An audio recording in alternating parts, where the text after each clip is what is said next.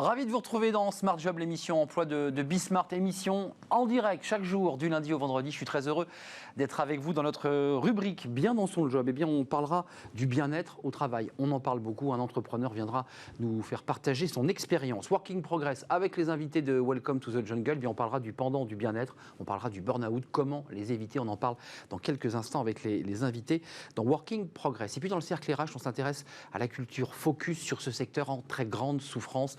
Spectacle vivant, cinéma, théâtre, malgré le plan d'aide du gouvernement, eh bien, les acteurs de ce dossier tirent la sonnette d'alarme. Ils seront avec nous sur ce plateau dans quelques instants. Puis on terminera avec notre rubrique Fenêtre sur l'emploi pour s'intéresser aux cadres où ils veulent quitter Paris. Et ils s'intéressent à des villes moyennes. On va les découvrir. Mais d'abord, le journal présenté chaque jour par Cécilia Sévry. Bonjour Cécilia. Bonjour Arnaud, dans l'actualité aujourd'hui, les patrons s'engagent pour l'apprentissage. Dans une tribune publiée par France Info, 20 patrons de quelques-unes des plus grandes entreprises et organisations françaises s'engagent. Tous réclament une grande rentrée de l'apprentissage.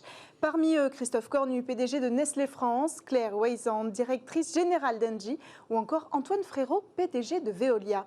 Le but, encourager le développement de l'apprentissage, le mieux placé pour répondre aux besoins des entreprises, notamment les TPE et les PME.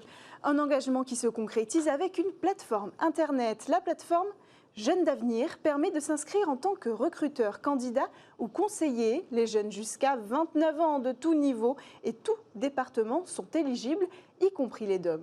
Sur ce site seront organisées des rencontres virtuelles le 16 et 17 septembre prochain. L'emploi, toujours, on en parlait la semaine dernière, c'est désormais officiel. Pôle emploi embauchera 2800 personnes. Elisabeth Borne l'annonce hier au micro de BFM TV. Pour pallier la crise sanitaire et sociale qui touche l'emploi, la ministre du Travail veut renforcer les effectifs de Pôle emploi. Deux objectifs sont affichés. D'abord, accompagner les 750 000 jeunes attendus sur le marché du travail en créant 1300 emplois, dont 650 dès septembre. Ensuite, faire face au nombre global croissant de demandeurs d'emploi. 1500 embauches sont prévues dès septembre également. Au total, 2800 recrutements en équivalent temps plein, CDI et CDD. Sur un autre sujet, c'est un geste fort vers une revalorisation sur le salaire des professeurs. S'ouvriront bientôt des discussions pour la hausse des rémunérations en 2021. Le ministre de l'Éducation a annoncé hier dans le JDD le lancement d'un Grenelle des professeurs. Une revalorisation possible grâce aux 400 millions d'euros supplémentaires obtenus par le ministère. À partir de novembre, les négociations débuteront pour définir une loi de programmation pluriannuelle. Jean-Michel Blanquer évoque une transformation profonde du système éducatif. Et puis pour finir, une question. Qui de l'État, des entreprises ou des ménages a perdu le plus au plus fort de la crise? L'INSEE répond en publiant les comptes nationaux. Résultat, ce sont les administrations publiques qui supportent en majorité le coût de cette crise avec 55% des pertes. Viennent ensuite les entreprises à hauteur de 40%, un lourd tribut pour l'entrepreneuriat qui sera privilégié par le plan de relance annoncé jeudi. Et vous l'aurez compris, ce sont les ménages qui s'en sortent le mieux avec une perte de seulement 4%. Voilà pour les informations aujourd'hui. Je vous laisse avec Arnaud Ardouin et ses invités.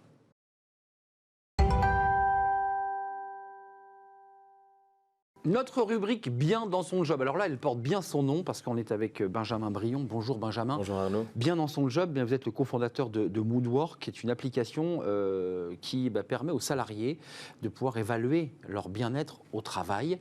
Votre société a été créée en 2017, si je ne m'abuse. Vous êtes un jeune entrepreneur. D'abord, pour commencer, comment naît une idée comme cela de créer sa structure via évidemment les réseaux et Internet? Pourquoi avoir eu cette idée? Comment c'est né? Alors tout d'abord, Moodwork, c'est effectivement une application web et mobile qui permet d'accompagner les salariés de nos entreprises clientes dans leur démarche de qualité de vie au travail. Et pourquoi on a créé cet outil digital? On s'est rendu compte qu'aujourd'hui, les entreprises travaillent beaucoup sur les facteurs organisationnels du bien-être au travail et très peu sur l'individu, car c'est très difficile de toucher en fait tout le monde dans une entreprise, tel un grand groupe. Et donc le digital permet aujourd'hui de proposer ces outils au plus grand nombre et de pouvoir toucher dans différents secteurs, différents métiers, tout le monde sur ces facteurs individuels de bien-être. Commençons par l'aspect, je dirais, structurel. Le salarié n'est pas obligé d'alerter sa hiérarchie et son service des ressources humaines lorsqu'il utilise la plateforme. On est bien d'accord? Alors oui, sur Moodwork, concrètement, les salariés ont accès à 3 types d'outils. Un, ce sont des outils d'analyse qui lui permettent de prendre conscience de sa situation, de connaître ses facteurs de bien-être et de mal-être. Deux, des outils de formation où il va pouvoir travailler de lui-même et en toute autonomie sur le stress, par exemple le sommeil, les émotions, etc. Et ensuite, être suivi quand il le souhaite par des professionnels. J'ai vu psychologues. 15 psychologues qui travaillent. Alors oui, en partenariat ou qui sont salariés chez nous. Et non, le salarié, justement, n'est pas obligé de se rendre sur la plateforme. C'est quelque chose d'individuel et de personnel, en toute autonomie et en toute confidentialité également. Ça ne le met pas en porte-à-faux. À un moment donné, il faut quand même qu'il alerte. Si soudain, à travers l'étude et le travail qu'il fait sur Internet, il découvre qu'il est en mal-être, il veut bien qu'il en parle à quelqu'un quand même. Exactement. Là, on met en place une levée d'anonymat où il a la possibilité de rentrer en contact soit avec un professionnel qui est chez nous, donc un psychologue, soit avec un référent interne à l'entreprise, donc ça peut être un responsable RH, un responsable du CSE Oui. ou autre. C'est important quand même qu'il ait une solution à son problème. Tout à fait. Et qu'on implique aussi les acteurs internes de l'entreprise qui travaillent déjà sur le sujet pour justement avoir une cohérence globale dans l'entreprise et dans la démarche santé-sécurité de Alors, l'entreprise. aujourd'hui, dans Smart Job, on va beaucoup parler de bien-être, mais aussi de burn-out. Vous l'appelez, vous, bien-être au travail, c'est un peu le pendant du burn-out. Qu'est-ce qui ressort des indicateurs trimestriels? Parce que j'ai vu qu'il y avait tout un travail aussi d'agrégation de données. Qu'est-ce qu'il en sort de ces indicateurs? Le plus important, en fait, c'est de pouvoir venir compléter ce que ressort déjà l'entreprise comme indicateur. Donc, par exemple, il travaille déjà sur l'engagement, la satisfaction, etc. Nous, on vient compléter avec des facteurs psychologiques, donc de bien-être ou de mal-être, mais également les ressources qui sont mises à disposition. Est-ce que les salariés ont plus travaillé sur le stress? Est-ce qu'ils ont plus travaillé sur le sens au travail, etc. pour derrière pouvoir appuyer des formations en interne aussi et des solutions qu'on va trouver sur le plan organisationnel. Je leur dis, c'est important parce qu'une fois que cet indicateur a posé un diagnostic, vous êtes obligé de le soumettre, ou j'imagine que vous le soumettez à l'entreprise. Comment ça se passe, ça? Alors, on n'en passe sur le plan individuel, on va agréger Sur le global? Sur le global, ou alors par secteur ou par, on va dire, région. Mais derrière, l'idée, c'est de pouvoir comparer en fonction justement des différentes choses qui ont été mises en place dans l'entreprise. Si on prend un grand groupe, en fonction de la région et en fonction des métiers, par exemple, si on est plus sur une population ouvrière ou plus d'employés de bureau, on va avoir des choses différentes à manager. Alors, qu'est-ce qu'il en sort? Parce que j'ai vu que Moodwork avait mis à disposition ces outils gratuitement pendant la période du Covid. Qu'est-ce qui sort? Qu'est-ce qui en est sorti de ces indicateurs des salariés? Qu'est-ce qu'ils vous ont dit finalement? Alors effectivement, on a accompagné plusieurs dizaines de milliers de salariés pendant le Covid gratuitement, pour les personnes qui étaient encore au front, donc le personnel soignant dans les EHPAD, dans les hôpitaux, mais aussi les chauffeurs routiers. L'idée, c'était de pouvoir les accompagner en leur proposant ces outils face à une situation de crise. Il en ressort deux choses. Un, c'est la première chose, c'est la prise de conscience des dirigeants qui a été faite justement sur la prise de conscience sur le fait que les salariés ont besoin d'être accompagnés, les salariés et agents. Et deux, c'est souvent isolés, vous parlez de salariés qui sont souvent seuls. Exactement. Et on a eu beaucoup de cas de crise ou de salariés qui justement avaient un trop plein en fait de cette solitude. Et ils pétaient un plomb. Il pétait un plomb. Pour le dire avec des guillemets. On peut le dire comme ça. À bout. À bout. Et au bout des 2 mois, 3 mois de confinement, il y avait vraiment une volonté de revenir au travail. C'est pour ça qu'on voit maintenant le nombre de personnes en télétravail. Qui reflue un peu. Ouais, notamment en Ile-de-France, parce que les salariés et les agents ont envie de revenir sur le terrain, de réavoir du contact avec leurs collègues. Il y a de la souffrance au travail, pour le dire abruptement. Est-ce que vous y voyez, à travers ces études, à travers ces données que vous agrégez, est-ce qu'il y a plus de souffrance, moins de souffrance? Est-ce qu'on progresse? Alors, sans faire de généralité, il y a de l'inquiétude en tout cas. Et c'est un facteur de stress très important, c'est que les salariés et les agents sont dans une situation d'inconfort parce qu'il y a une inquiétude forte, soit par rapport au plan économique, soit aussi également par rapport à la situation de l'entreprise dans laquelle ils travaillent. Un mot, j'ai vu que votre site allait aussi passer en anglais et en néerlandais. Tout à fait. Vous avez envie d'élargir votre spectre sur la zone européenne? Tout à fait. Alors ça n'existait pas ailleurs, excusez-moi. Ça existe en Allemagne. Les Allemands sont très avancés sur ces sujets-là et ont beaucoup d'ETI notamment qui travaillent sur ces sujets. Nous, on part, comme on a été fondé en fait en partie par des Belges, et donc on travaille aussi beaucoup avec la Belgique. Et on part également du coup sur les Pays-Bas, avec une forte volonté d'accompagner ces salariés aussi sur ces sujets. On élargit aussi notre scope puisqu'on travaille maintenant aussi sur le personnel soignant. Et donc, qui lui est en grande souffrance. Lui est en grande souffrance. Depuis longtemps. Depuis très longtemps. Bien avant le Covid. Et donc on les accompagne aussi notamment, et donc des CHU et des EHPAD aussi. Avant de nous quitter, pour ceux qui nous regardent, pour être concret, ce travail à faire sur l'application ou sur le site, ça prend combien de temps? C'est sur le temps de travail? C'est hors temps de travail? Comment ça se passe? Alors le salarié a à disposition Moodwork tout au long de l'année. il s'y rend quand il le souhaite. Sur son téléphone. Smartphone. D'accord. Et sur la partie d'analyse, ça prend 15 minutes tous les trimestres pour faire un état des lieux de sa situation. Tous les trimestres. Tous les trimestres. D'accord. Et ensuite, les plans de formation sont proposés au quotidien pour le coup. Et donc, on reçoit une fiche de lecture, un programme de développement personnel, un webinaire à suivre, etc. Vous recevez cette fiche qui a été remplie par le salarié, vous y décelez une souffrance, et là, vous répondez immédiatement par une proposition. C'est bien cela? Exactement. Une souffrance ou alors un facteur de bien-être sur lequel on va pouvoir capitaliser aussi. Il faut voir aussi que c'est aussi les gens qui vont bien qui vont sur Moodwork. Et derrière, les gens qui vont moins bien vont avoir aussi la proposition d'échanger avec ces professionnels. À quel moment vous décidez de mettre entre les mains, je mets des guillemets, d'un psychologue, d'un praticien? C'est à la démarche du salarié. C'est lui qui dit maintenant il faudrait que j'ai quelqu'un qui m'appelle. Et c'est cette démarche, le fait de l'inclure dans cette démarche qui fait que les salariés échangent très régulièrement. Et cette période Covid, vous avez vu une demande plus importante Une hausse de 20% des échanges qui ont été faits sur la plateforme. Donc il y avait un besoin des salariés de s'exprimer, de raconter leur histoire et leur parcours. Surtout un besoin de se décharger sur le plan émotionnel et d'avoir aussi un point de contact en étant tout seul aussi chez soi ou même les personnes au front. Pouvoir justement parler à quelqu'un et d'échanger sur ces sujets très, très sensibles. Et je pense aux chauffeurs routiers dont vous parliez évidemment, qui eux sont seuls toute l'année sur la route, mais avec une pression supplémentaire avec le Covid. Merci Benjamin Brion d'être venu sur le plateau de Smart Job. Vous êtes le cofondateur de Moodwork. En français, c'est francophone, mais bientôt en anglais et en néerlandais. Merci d'être venu tout de suite. Eh bien, c'est la suite de Working Progress. Vous retrouvez, rassurez-vous, Jérémy Cléda dans quelques jours. Tout de suite, c'est demain, son job.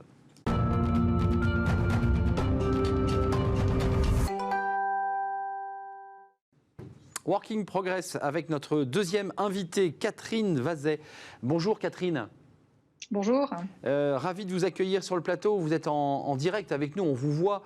Vous êtes psychologue, auteure et fondatrice de No Burnout. Alors là, on vient d'avoir un entrepreneur dans la première partie de Working Progress qui, en creux, utilisait un mot positif. Là, on utilise le mot négatif, le mot burnout. D'abord, le burn-out, c'est quoi? Ce mot existait avant que le mot... La souffrance existait avant que le mot soit inventé. Vous êtes d'accord avec moi? Alors moi, ça fait 20 ans que je travaille avec des personnes qui souffrent au travail à cause d'épuisement, de burn-out. Donc oui, ça fait bien sûr plus longtemps que ça, que ce qu'on en parle, que ça existe. Maintenant, il y a une aggravation probablement qui se passe actuellement. Il y a deux causes à ça principales. La première, c'est la sédentarité. On est dans une sédentarité croissante et dans le travail et aussi au niveau de la vie privée. Et puis ça pose problème par rapport à la gestion du stress. Puis la deuxième chose, c'est les nouvelles technologies et tout ce que ça implique en termes d'efforts et de coûts au niveau de l'effort humain qu'on fait en utilisant les nouvelles technologies. Mais Catherine, le burn-out, c'est quoi les symptômes du burn-out? Parce que je le disais, ce symptôme existait avant que le mot soit inventé. Qu'est-ce qui fait qu'un salarié vous dit ou vous dites « vous êtes en burn-out » ? Alors, ce qu'il faut voir, c'est le burn-out, la définition, c'est un épuisement dû au stress chronique. Ça signifie que c'est une personne qui a vécu dans une situation de survie, de stress, pendant trop longtemps par rapport à ce que le corps humain a fait.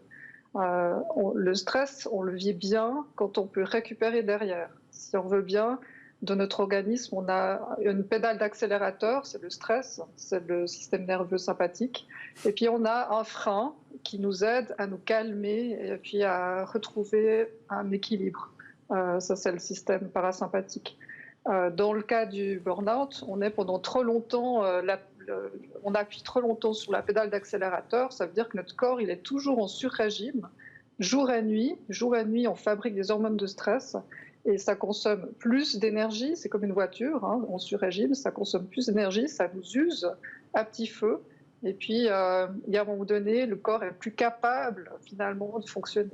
Ça, on peut le mesurer maintenant. On a des moyens de mesurer biologiquement le degré d'épuisement de notre organisme dû à ce stress chronique. Quand on dit stress chronique, on entend 6 mois, 1 année, voire plus de stress. Donc, il ne s'agit pas juste d'une simple fatigue due à quelques mois dans un projet qui nous réquisitionne complètement. Catherine, juste, c'est important, le corps est affaibli au point de ne plus pouvoir rien faire. Vous, la praticienne, c'est quoi l'idée? C'est de pouvoir prévenir ces burn-out? C'est que vous avez des indicateurs qui indiquent que votre patient peut ou entament un burn-out, et c'est là qu'il faut agir. Alors, le mieux, bien sûr, c'est d'agir en prévention, donc en amont. Ça veut dire aider les personnes à mieux gérer le stress. En fait, c'est pas tellement. Il ne faut pas avoir peur du stress. Il faut se méfier quand on ne récupère pas suffisamment. Donc, c'est une histoire de bonne récupération. C'est comme pour les sportifs d'élite aussi. Donc, c'est ça c'est l'idéal. Après, dans la réalité, ce qu'on peut voir, c'est que là où on peut le mieux agir, c'est ce qu'on appelle en dépistage précoce. Ça veut dire qu'on a une personne en face qui est déjà en déséquilibre, qui va avoir des signaux qui alertent qu'il y a un déséquilibre, mais qui n'est pas encore en arrêt de travail, donc pas encore complètement épuisé. Dans l'évolution du burn-out, dans ce processus, il y a un long moment de résistance au stress. C'est là où on peut faire un dépistage précoce. Et il y a un moment donné, il y a une chute vertigineuse. Ça veut dire que le corps n'est plus capable de stresser. C'est ça. Et ça nécessite, c'est impossible de travailler autrement. C'est l'effondrement, là. C'est l'effondrement. Et on essaye d'éviter ça parce que l'effondrement, ça veut dire aussi un effondrement au niveau de l'équilibre psychologique, du corps, des relations aussi avec les autres. Tout est coupé, en fait. Mais donc, si on arrive à éviter cet effondrement-là, c'est mieux. Avant de Après, nous quitter, bien Catherine, sûr que si on attend trop longtemps par rapport à ça, on va prendre plus de temps encore pour s'en remettre. justement, c'est la question que je vais vous poser avant de nous quitter, sans parler d'aspect juridique, de la responsabilité, parce que parfois c'est le salarié qui charge, je dirais, la barque un peu trop, parfois c'est l'employeur qui évidemment surcharge. Comment on en sort d'un burn-out? Et est-ce qu'on en sort d'ailleurs? Alors, on en sort très bien. Il faut être accompagné par un professionnel qui connaît le burn-out.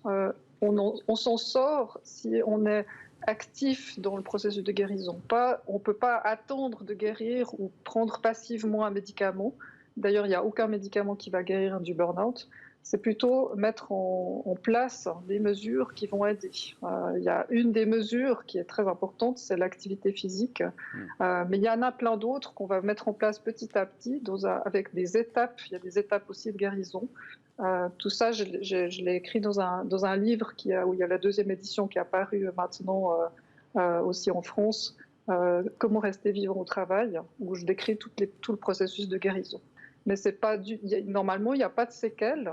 Ça devrait pas durer, l'arrêt de travail ne devrait pas durer plus que quelques mois si la prise en charge est bonne. Si la prise en charge est bonne et si on arrive à retrouver de la récupération et un second souffle, parce que vous le dites, l'enjeu c'est la récupération, c'est de se poser. L'enjeu, c'est la récupération pour prévenir, mais aussi pour guérir. Et puis, il y a un des points très importants dans la guérison, c'est le retour au travail.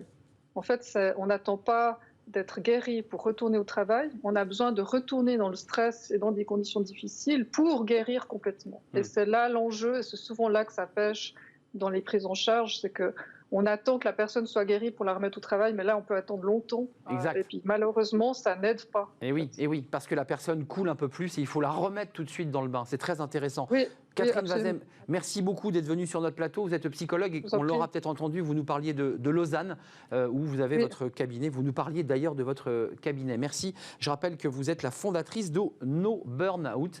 Merci d'être venue en direct dans notre émission. Tout de suite, c'est la suite de Working Progress avec Travailler demain et un nouvel invité. Travailler demain avec Camille Puech. Merci d'être avec nous.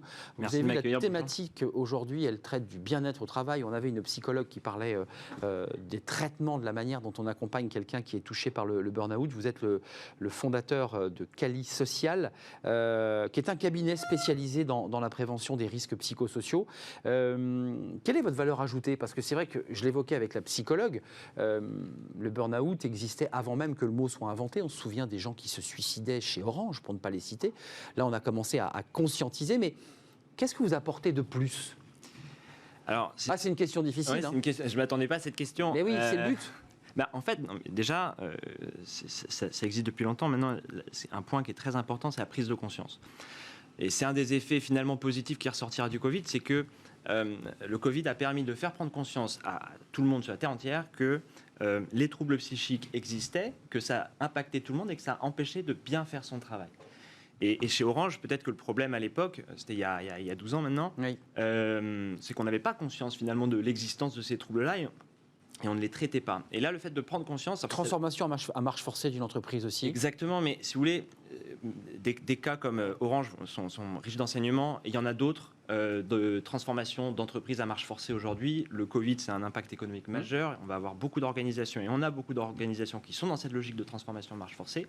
La différence entre aujourd'hui et il y a 12 ans, c'est que maintenant on sait qu'une transformation en marche forcée a un impact lourd d'un point de vue psychique et que ça peut impacter durablement la santé des personnes. D'accord. Et là, vous êtes en accompagnement, en valeur ajoutée. Vous dites que 70% des restructurations échouent à cause du facteur humain. C'est-à-dire qu'on n'arrive pas à marier finalement des êtres humains. Et là, vous travaillez sur l'humain. Exactement, nous on travaille sur l'humain. Alors nous, chez Kelly Social, on accompagne justement l'impact de l'environnement dans lequel évolue l'entreprise sur la santé, sur l'aspect psychique finalement de la santé des salariés. Et donc on va travailler sur la prise en charge, l'accompagnement. Tout à l'heure, Madame disait qu'il fallait revenir au travail. Oui, il faut revenir au travail, mais il faut accompagner cette reprise du travail pour éviter qu'elle se fasse dans des conditions trop délétères et qu'elle serve à la santé du collaborateur. Donc ça, on accompagne ce travail-là avec nos psychologues, nos coachs, nos assistants sociaux qui viennent directement sur site, mais qui sont également présents à distance. Donc avec la collaboration de l'entreprise qui travaille la main dans la main avec vous. C'est un vrai débat. Tout à l'heure, on avait un invité où le salarié travaillait en direct sur une application sans trop en parler à sa direction. Nous, ce n'est pas notre position. Moi, je crois fondamentalement que les organisations doivent prendre en compte une réalité qui est le fait que travailler a un impact psychique, pas forcément positif, pas forcément négatif. Il faut prendre en compte cette dynamique-là pour construire son organisation avec ce facteur-là. Et donc, nous, on accompagne les organisations à créer des conditions, à mettre en place des actions qui vont favoriser justement le fait qu'on est conscient que le stress, les tendances anxieuses, les tendances dépressives, ce n'est pas l'affaire de certains, c'est l'affaire de tous. Alors, il y a l'avant-Covid, vous étiez déjà né, évidemment, et puis il y a le Covid. Est-ce que vous avez vu des transformations, une accélération, une demande plus importante, même des entreprises qui vous disent il va falloir nous accompagner parce qu'il y aura des turbulences? Alors, nous, on a vu trois impacts majeurs, parce qu'ils vont durer. Le premier, c'est que l'annonce du confinement, le confinement qui a bouleversé l'équilibre pro-perso de tout le monde, s'est traduit chez nous par une multiplication par 3 des sollicitations des salariés. Kelly Social, ça couvre 500 000 salariés à peu près en France. C'est 700 experts, psychologues, coachs et assistants sociaux qui les accompagnent. On prend son téléphone. On a fait x3. On prend son téléphone, on va sur le site internet, on envoie un mail, on est en chat. Enfin, on va voir le psychologue sur site avec les coordonnées. Et là, on dit je suis en souffrance, je suis pas bien. Là, on dit, en fait, c'est pas je suis en souffrance, c'est en fait, j'ai mes enfants, je dois travailler, j'ai mon mari, ou j'ai mon épouse, j'ai mes parents, j'ai mes enfants handicapés. Bref, il y a énormément de facteurs. Le quotidien qui vient se percuter.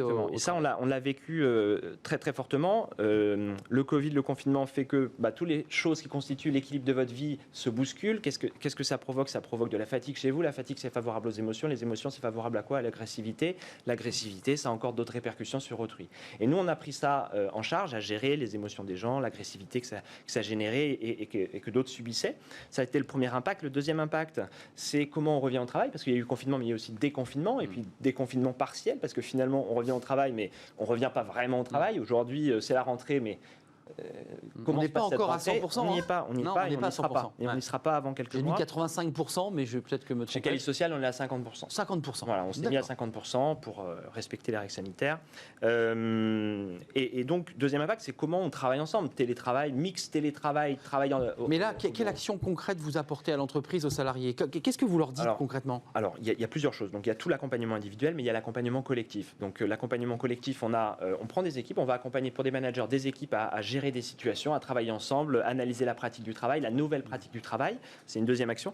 Une troisième action que l'on mène, c'est la sensibilisation. Donc, on prend tous les managers, on leur explique, voilà, le Covid, ça provoque ça. Voilà comment fonctionnent les émotions. Voilà pourquoi il y a du stress, des tendances anxieuses, des tendances dépressives. Et voilà, vous, managers, comment vous pouvez agir pour vous préserver et préserver les autres. Alors là, vous parlez des managers, c'est-à-dire des cadres intermédiaires qui gèrent des équipes, mais l'entreprise, en tant que responsabilité, a une responsabilité sociale.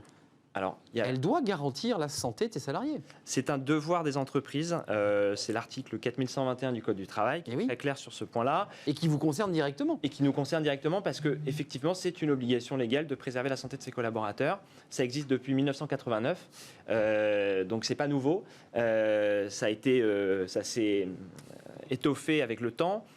Effectivement, on a l'obligation de le faire. Maintenant, il ne suffit pas d'en faire une obligation pour traiter le sujet. Quand on parle de l'humain au travail, c'est parce qu'on est obligé de préserver la santé qu'on peut le faire comme ça. Non, mais ça aide, ça aiguillonne quand même. Exactement, mais c'est aussi des questions de culture. Et c'est un point que vous évoquez qui est très important, c'est comment on accompagne les organisations. Eh bien, on les accompagne dans le changement culturel, de prendre en compte le fait que l'humain est important au travail. Il faut tenir compte des émotions de l'humain. Et ça, c'est contraire à la culture qu'on a vécue depuis 70 ans, depuis 100 ans, où on nous disait non, l'humain c'est autre chose. On produit, exactement. on fabrique, exactement. et l'humain doit suivre. Exactement. Et ben aujourd'hui, on dit le Code du travail a dit l'humain doit suivre, mais on doit préserver sa santé. Et aujourd'hui, avec tous les mouvements économiques que l'on voit, on dit non, pour produire, il faut qu'il y ait de l'humain. Et d'ailleurs, on a vu les premières études télétravail, c'est que les managers se sont aperçus que la productivité était meilleure.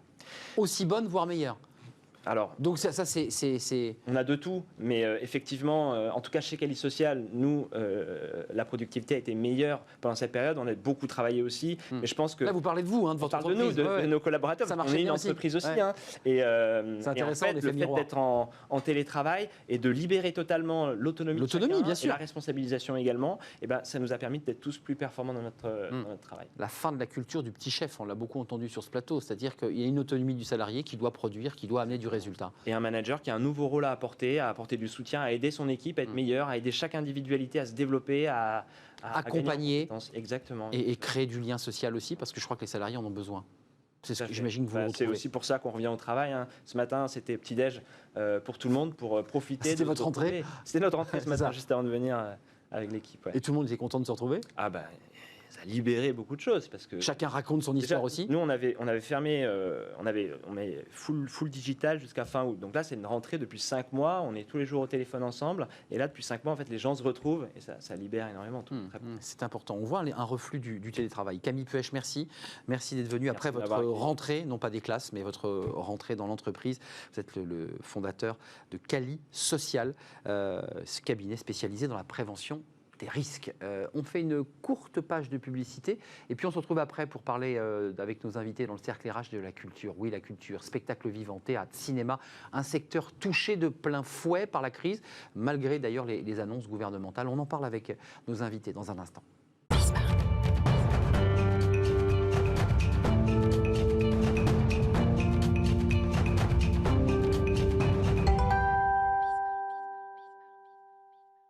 Le cercle RH avec mes invités, comme chaque jour, notre débat quotidien, on s'intéresse à la culture. Alors c'est un mot valise, spectacle vivant, théâtre, cinéma, c'est une crise qui frappe durement ce secteur. Des spectacles vivants notamment, c'est le secteur le plus en crise, avec bien sûr des comédiens, des artistes, des intermittents du spectacle, des techniciens, même si les intermittents ont une année blanche, c'est un secteur d'activité touché de plein fouet. Le gouvernement, la ministre de la Culture ont annoncé, on va y revenir, un plan d'aide avec des millions qui ont été annoncés au soutien, aux festivals, aux salles de spectacle. Est-ce que cela va suffire ? La réalité aujourd'hui, c'est que le public a du mal aujourd'hui, hésite encore à aller dans les salles de cinéma, dans les salles de spectacle. Et évidemment, eh bien, ça freine la reprise, parce que c'est la rentrée, c'était la rentrée culturelle. On en parle avec mes invités, ce sont des acteurs de ce secteur. Carole Meyer, merci d'être avec nous, directrice du festival Art Rock. Vous disiez dans la presse qu'il aura lieu ce festival en 2021. Ça se passe à Saint-Brieuc. Je vous confirmais que ce festival aura lieu. Et vous êtes la coprésidente de la Fédération internationale de festivals de concerts. Merci d'avoir répondu à notre invitation. Laure Kattenbach, merci d'être avec nous, directrice générale de Forum d'Avignon.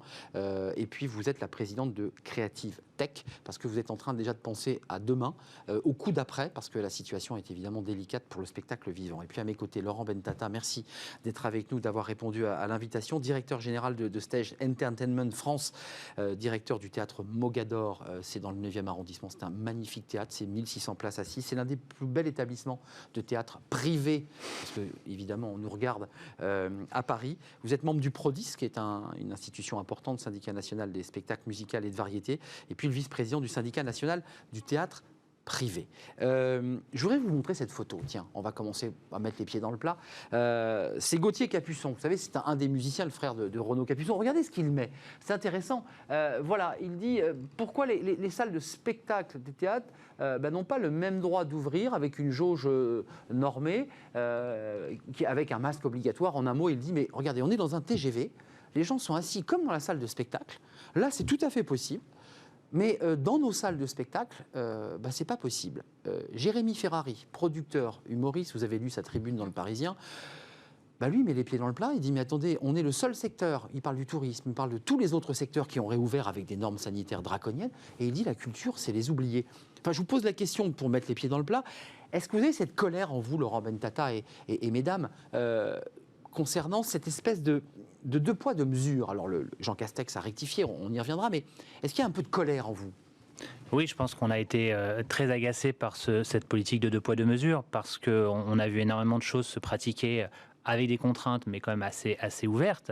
Et nous imposer des contraintes très strictes. Il ne faut pas oublier qu'on était le premier acteur à s'arrêter et qu'on est toujours, même si certains théâtres ont réouvert, mais doucement à l'arrêt.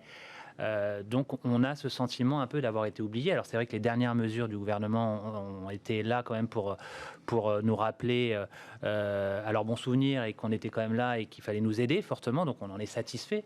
Mais n'oublions pas qu'une chose, on n'a qu'un seul objectif aujourd'hui, c'est faire revenir les gens dans les salles. Donc il va falloir qu'on ouvre, mais on ne pourra pas ouvrir dans n'importe quelle condition. Oui, je voulais Carole Meyer, Laure Kattenbach, il y a de la perfusion dans le système, c'est-à-dire qu'il y a une année blanche pour les intermittents qui disent aujourd'hui, moi effectivement, ça n'impacte pas mes revenus, je peux continuer à nourrir ma famille, mais par contre je ne pratique plus mon métier. Et puis il y a des aides financières qui vont être apportées au secteur, mais la réalité pour vous, c'est d'ouvrir vos salles, c'est de faire des concerts, c'est de faire venir des producteurs et des artistes. Et là, pour l'instant, c'est pas possible. Pour l'instant, il n'y a rien, effectivement. Pour les festivals, c'est même encore pire, parce qu'on a été, nous, les tout premiers à s'arrêter début mars.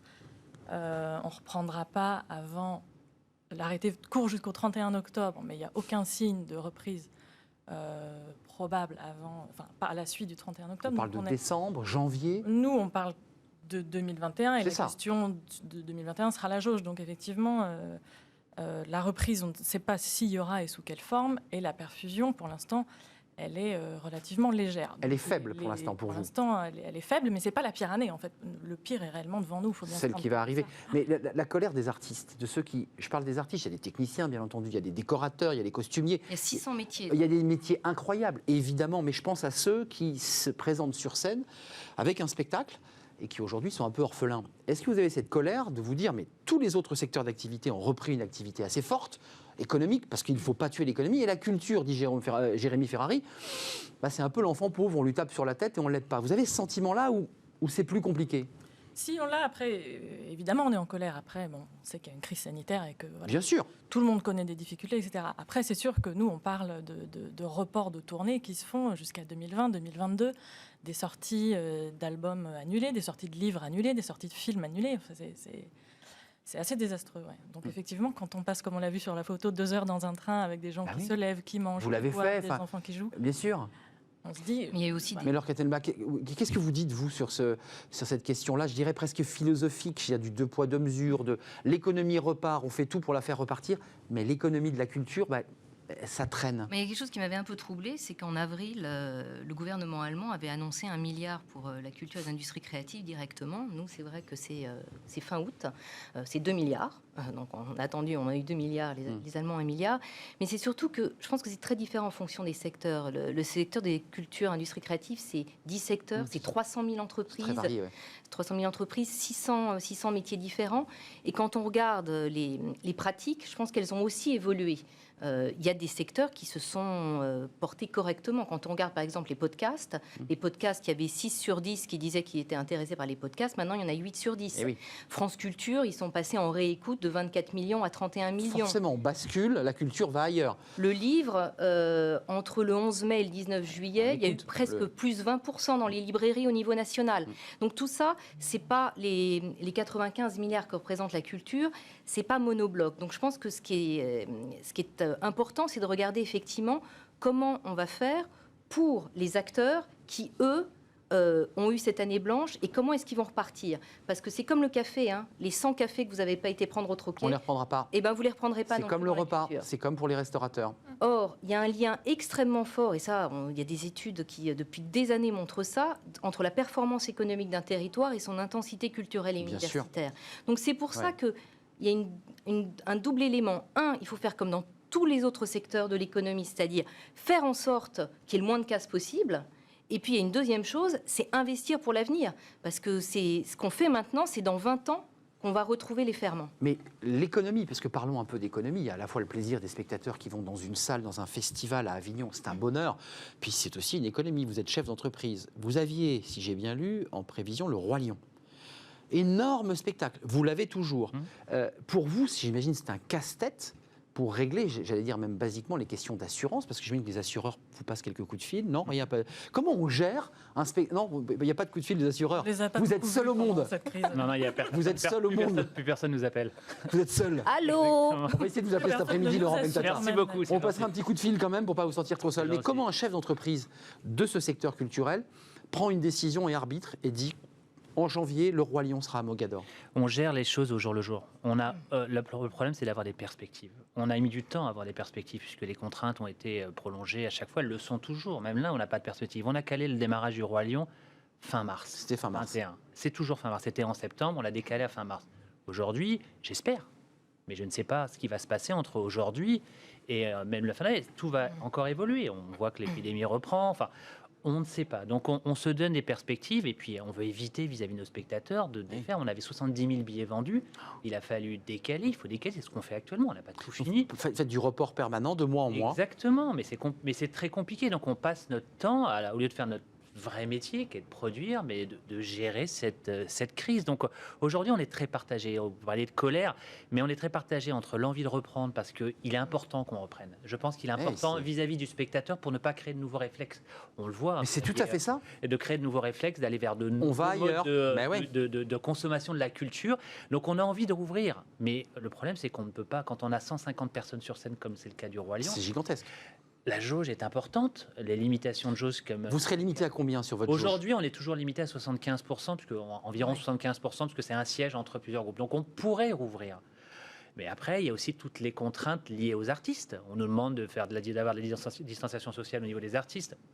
Nous, on refuse. On est en train de travailler sur un protocole dans lequel distanciation et masques sont impossibles avec notre activité. Donc je pense que le message commence à passer, mais aujourd'hui, ce n'est pas encore effectif.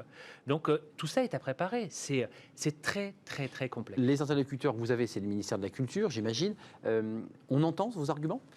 Ça commence. Les lignes commencent à bouger. On n'y est pas encore parce qu'on a besoin. Elle parle peu, quand même, Roselyne Bachelot. Oui, mais elle agit. On ne peut pas lui reprocher par rapport elle a les mains dans le cambouis. Par rapport à ce qui s'était passé précédemment. Je pense que. Faites référence à Franck Rister. Exactement. Donc ça avance. Elle se bat pour nous. Après, c'est compliqué. C'est vrai qu'il y a une crise sanitaire et ça, personne. On est tous responsables. Oui, sauf que la photo de Capuçon dit autre chose de notre société. Je pense qu'on pourrait rouvrir sans distanciation. Avec le masque, même si c'est une expérience qui est difficile, mais je pense que les gens commencent à s'habituer à vivre. Et puis on l'a fait cet été. Moi, je suis allée dans des festivals où on avait le masque.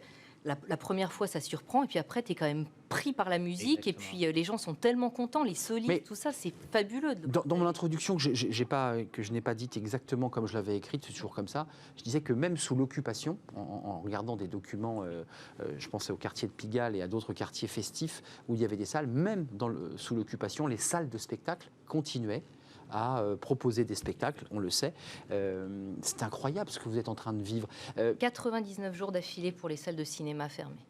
Mais excusez-moi d'y revenir, parce que c'est un secteur, c'est vous qui le dites, le secteur dans lequel vous travaillez, c'est 13 000 emplois, 200 millions d'euros de chiffre d'affaires. Et Ferrari, Jérémy, dit, attention, une salle de spectacle, c'est pas que des salariés dans une salle, c'est l'écosystème d'un quartier, c'est l'écosystème d'une ville, ce sont des emplois induits. Je pense aux restaurateurs qui, le soir, accueillent ceux qui sont dans les salles. Est-ce que tout ça, les institutions en ont bien pris conscience? La culture, c'est souvent l'enfant pauvre qui a des crises. Même dans les journaux télé, vous avez remarqué, la culture, ça arrive toujours à la fin. Il y a de ça quand même, c'est terrible. Je pense qu'ils le savent, mais après, c'est vrai qu'on réunit beaucoup de contraintes. On est un endroit clos, on réunit beaucoup de monde, donc il y a cette peur de leur part et cette incapacité pour l'instant, faute de connaissance de cette crise sanitaire, de tous les tenants et les aboutissants de cette crise sanitaire, de pouvoir le gérer. Mais oui, l'écosystème est important. Je peux vous donner juste un chiffre. À Mogador, on constitue entre 30 et 40% du chiffre d'affaires de tous les restaurants autour. Donc dès qu'on ferme, c'est moins 40, moins 50%. On a dû fermer, malheureusement, on a eu un incendie à Mogador il y a 2 ans. Il y a eu des restaurants qui ont fermé. Impact direct sur l'économie. Mais Avignon, c'est pareil. Mais de manière, tout d'un coup, tout s'effondre. Il y a un effet de levier qui est entre 2 et 10.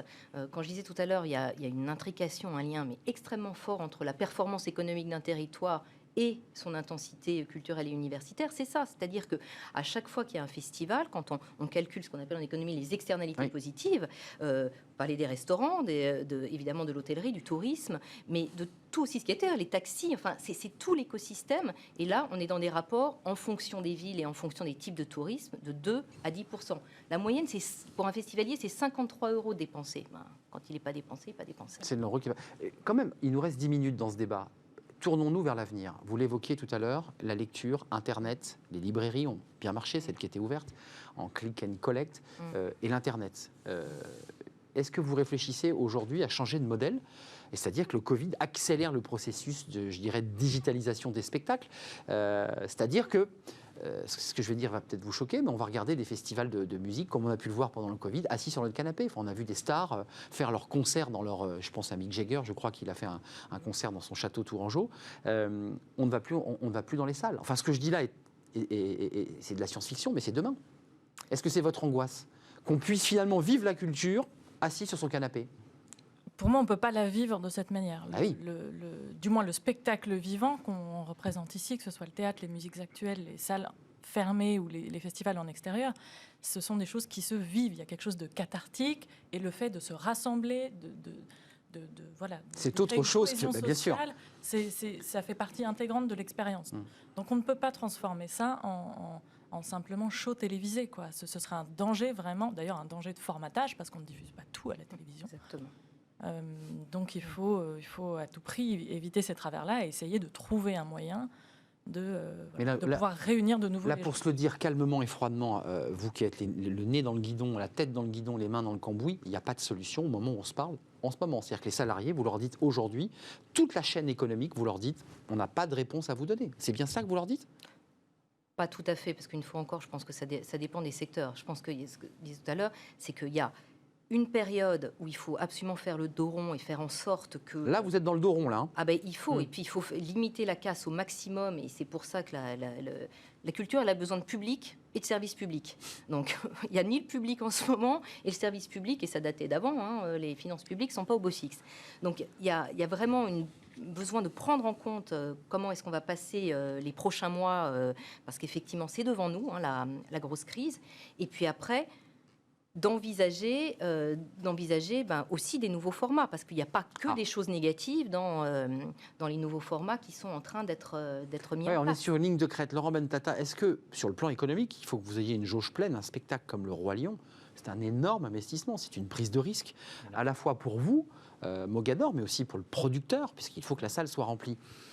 Certains patrons de salles connus, que je ne citerai pas, disent « mais moi je fais des propositions comme producteur de réduction de coûts ». C'est-à-dire que je dis à celui qui va venir dans ma salle, je vous réduis de moitié votre prix. Est-ce qu'il y a cette réflexion économique aussi, puisqu'effectivement, il faut que chacun fasse un effort pour refaire revenir les gens dans les salles. Arnaud, c'est plus compliqué, puisque moi je suis producteur du Roi Lion et directeur c'est ça, de la les deux. salle. Vous parlez à vous-même, en fait. Je parle à vous-même. Alors, vous êtes mis d'accord ? J'arrive à négocier. D'accord, oui, c'est peut-être plus facile. Mais non, c'est complexe, mais réinventer, non. Améliorer, oui. Je pense que ça doit nous obliger à nous reposer des questions sur la distribution, les modes de distribution, la digitalisation, oui. Sur le modèle en lui-même, non. C'est du spectacle vivant, les gens doivent venir, mais il faut que ça reprenne, encore une fois. On disait que les théâtres, oui, les gens ne viennent pas pour l'instant, mais parce qu'il y a peu de contenu. On a vu qu'il y a des cinémas comme le Grand Rex qui ont fermé. Et le cinéma aussi. Les cinémas, parce qu'il y a peu de films. Les grands films ont décalé, les grands lancements. Donc nous, il faut qu'on reprenne, mais dans un cadre fixé, en accord avec le gouvernement, que c'est la priorité. Aujourd'hui, il faut que les protocoles sortent, soient validés par le gouvernement. Là, vous ne les avez pas encore. Hein. On a proposé au gouvernement le protocole pour l'accueil du public. Ça s'est fait. Ça a été validé par un label, le label Veritas. Là, on travaille. J'ai une réunion juste après sur le label des artistes, parce que ça aussi, c'est le plus important. La distance, évidemment. La distance, non, c'est pas possible. Pas possible. Par rapport aux artistes. Bien sûr. Il y a une comédie musicale, il y a 30 artistes, 50 pour le Roi Lion sur scène. Un orchestre symphonique. Voilà. Impossible. Avec un test quotidien, si j'ai bien compris. Un test quotidien. Ça va être une folie. Non, mais et en termes de coûts, parce qu'on parle de rentabilité, mais les coûts liés aux nouvelles mesures vont augmenter, que ce soit le gel, tout ça, ça coûte. Les masques, s'il faut aider à fournir donc les ça, masques. C'est un surcoût pour ceux qui organisent. Vous l'avez lu cette phrase, vous l'avez entendue, vous vous êtes dit, ah tiens, notre Premier ministre est à notre chevet, parce qu'il y a eu quand même quelques grincements sur l'idée que la culture avait été un peu mise de côté. Ça, c'est Jean Castex, c'était le 26 août, vous allez voir cette phrase. Je dis aux Françaises et aux Français, allez au cinéma, allez au théâtre, vous ne risquez rien. Très bien, donc il y a une côté dynamique, le gouvernement est derrière vous, à vos côtés, mais vous me dites là en ce moment même que les cadres ne sont pas encore bien fixés. Enfin, c'est compliqué quand même, Non, on attend. D'ailleurs, on les invite. Il faudrait qu'ils fassent le conseil des ministres dans un théâtre, je pense, à un moment donné. Mais c'est une excellente idée, ça. Voilà, comme ça au moins. Vous proposez au gouvernement, bah oui. Ils seront les premiers à venir aussi en tant que public assister à un spectacle. Mais je pense que c'est important. Il faut encore une fois. Bien sûr, parce qu'il y a un effet psychologique. Excusez-moi, je ne veux pas mettre les pieds dans le plat, mais publics, il y a des rêves partis toutes les semaines en ce moment sur des bases militaires un petit peu partout, avec un désir de jeunesse comme ça, de danser d'une manière très libre. Ça, c'est l'esprit des rêves, mais dans un contexte Covid, ça surprend. Puis à certains égards, ces rêves partis, vous avez vu, ne sont pas délogés par la police, donc on la laisse se dérouler. Enfin, ça doit un peu vous agacer comme ça, non? Vous dites, nous aussi, on va faire nos festivals sauvages. Il y a plein de Non, mais je vous taquine. Il y a plein de publics différents. Les publics qui vont voir le Roi Lion avec tous les publics Les enfants familiaux, sont pas ouais. les mêmes que les publics qui vont voir de la musique classique, les plus de 60 ans. Ils vont comment dans les salles? Ils ont un pouvoir d'achat important. Ils ont peur d'aller dans les salles parce qu'on leur a dit pendant des mois qu'ils étaient à risque. Ça compte, ce genre de compliqué. petite phrase du Premier ministre? Vous ne risquez rien. Il leur Mais dit bien sûr, retournez. c'est très essentiel. important. Et continuez. Mais c'est un signal fort, ça. Il ne faut pas oublier pour autant que le Carole président Meyer. Premier ministre a dit que l'adversaire, ce sont les grands rassemblements. C'était Édouard Philippe. Vous le C'était dites dans Édouard Philippe un au sujet papier. du festival. Ça vous a heurté.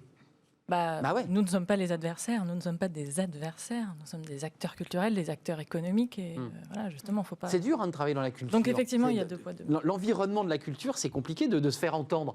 Parce que c'est souvent le dernier sujet qu'on traite. On fait la production, on fait l'industrie, on fait le tourisme, on fait le transport, l'automobile, l'aviation, enfin tout ça, on en a. C'est 7 fois l'automobile. C'est 7 fois l'automobile. C'est quoi les chiffres C'est à peu près 80, en France, c'est à peu près 95 milliards d'euros.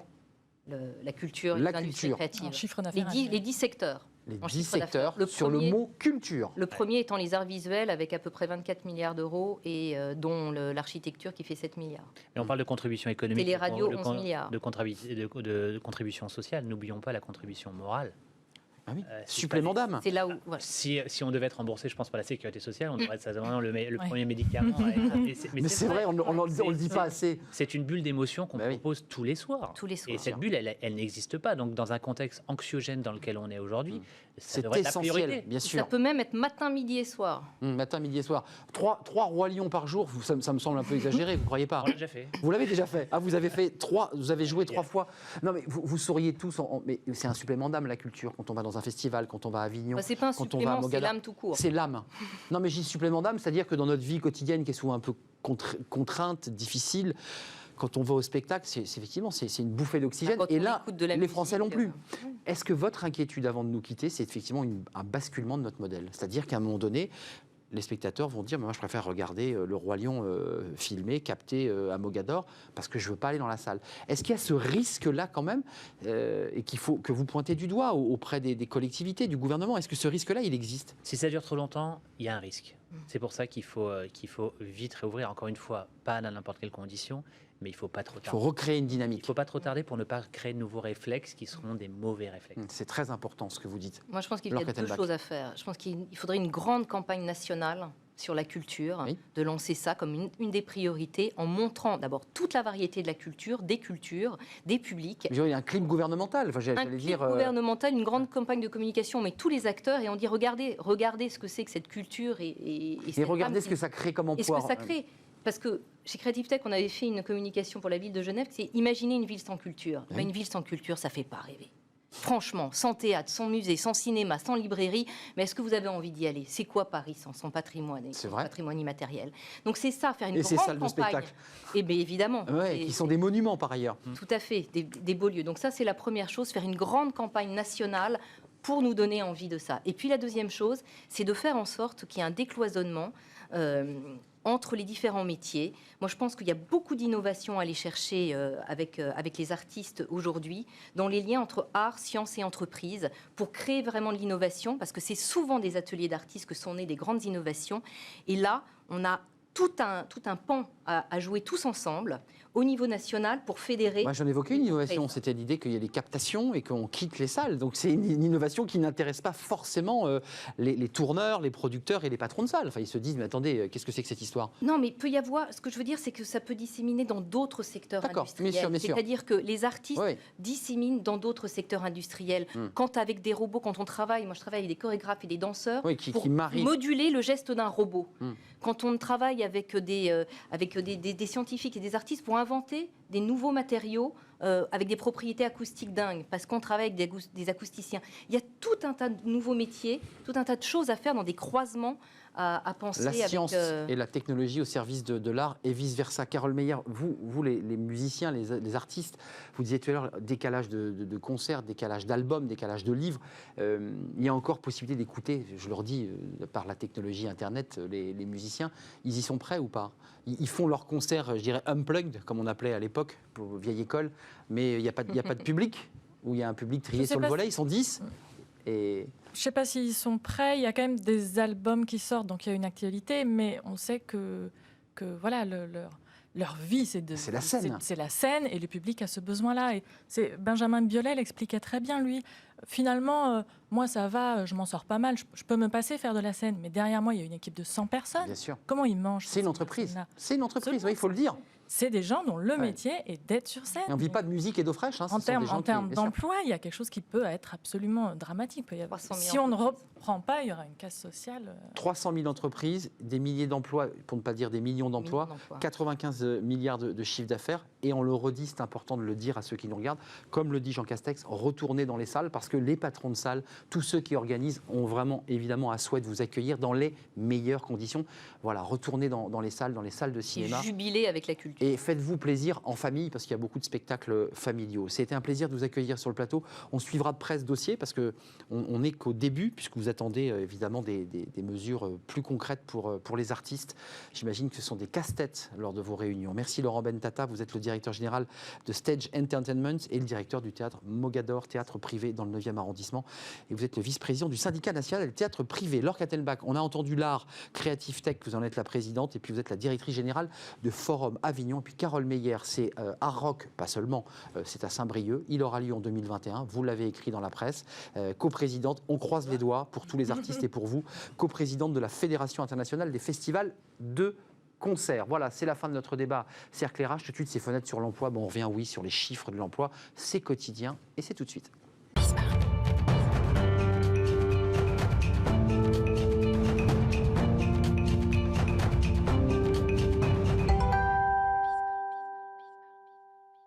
Fenêtre sur l'emploi, Élodie Franco-Dacruz, vous nous rejoignez, vous êtes devenue presque une habituée de notre dernière rubrique, responsable des études chez Cadre Emploi.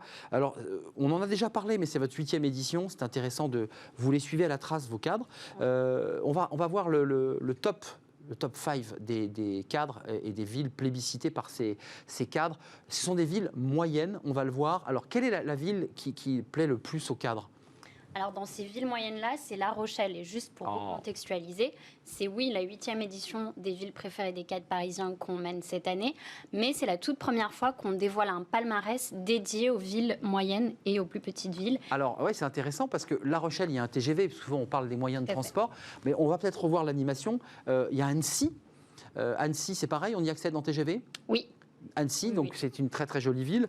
Et puis les autres villes après Annecy globalement, c'est quand même toutes des villes où on a assez accès facilement en train, même s'il n'y a pas forcément de ligne grande vitesse. Et globalement, ce sont des villes qui sont principalement plébiscitées pour leur climat, pour l'équilibre de vie pro, vie perso qu'elles permettent, et également pour des critères comme, par exemple, se rapprocher soit de la mer, soit de la montagne. Bon, on a compris le cadre de vie. Il y a le désir, puis il y a la réalité. Ça, c'est lorsque vous interrogez, ils vous disent, moi, parmi les villes que vous leur citez, ils vous en sortent 5, c'est celle qu'on vient de voir.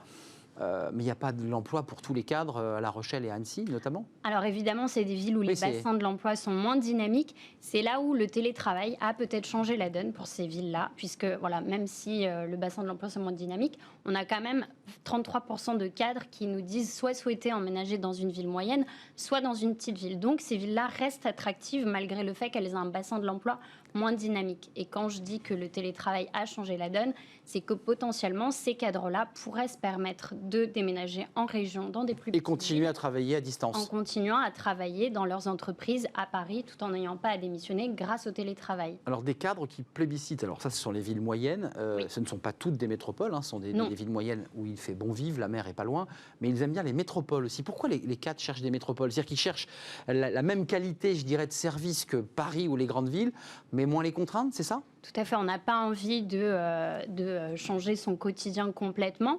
On a quand même envie de pouvoir garder, par exemple, une activité culturelle assez importante. Et l'activité culturelle, on en parlait il y a une seconde. Tout à fait. C'est très important. Tout à fait. Mais du coup, c'est vrai qu'on n'a plus envie d'avoir ce stress de la ville comme on peut avoir au quotidien à Paris, ou alors tous ces problèmes de transport qu'on peut avoir aussi à Paris. Par exemple, les grèves de décembre, c'est quelque chose qui a encore plus renforcer le souhait des cadres de désirer quitter Paris. Qu'est-ce que vous dites ces cadres dans cette 8e édition de l'étude sur les villes préférées? Au-delà de ça, ils ont un désir de changement de vie d'une manière globale? Ils ont un désir de changement de vie. Alors ça fait des années déjà. Oui, c'est pas neuf. Ça fait 8 ans déjà que... 8 ans qu'ils disent on veut changer de vie. Tout à fait, que les cadres expriment une insatisfaction à vivre et à travailler à Paris. Et en parallèle de cela, on a une volonté de plus en plus croissante de préserver son équilibre vie pro, vie perso et d'améliorer son quotidien et son confort de vie. Ça progresse, ça, cette espèce de volonté de marier son cadre personnel, familial avec le travail? Oui, ça progresse d'année en année. Et avec la période de confinement qu'on vient de vivre, il y a un autre sujet qui devient un point de tension de plus en plus important pour les cadres, c'est toutes les problématiques qui sont liées au logement. Bien sûr. Donc, pour cette édition, on a 40% de cadres qui déplorent des coûts de loyer trop élevés à Paris et qui regrettent le fait de ne pas pouvoir investir, du moins pas investir dans des biens qu'ils souhaiteraient, à Paris également. Et ces deux éléments-là sont des items qui sont fortement en croissance depuis l'édition de l'an dernier. Avec un effet ciseau, parce que vos études, évidemment, donnent des ailes à toutes ces villes et l'immobilier remonte légèrement dans toutes ces villes plébiscitées par Cadre Emploi. Merci d'être venue sur le plateau, Élodie Franco-Dacruz, responsable des études chez Cadre Emploi. Vous reviendrez parce que régulièrement, vous venez nous faire part, en exclusivité parfois d'ailleurs, de vos études. Merci à vous, merci de nous avoir suivis, merci à tous les invités qui sont passés dans Smart Job. On se retrouve demain, bien entendu, pour de nouvelles aventures et de nouvelles rencontres. D'ici là, portez-vous bien, évidemment, portez le masque, évidemment, et puis restez fidèles à nos programmes. À demain, bye bye.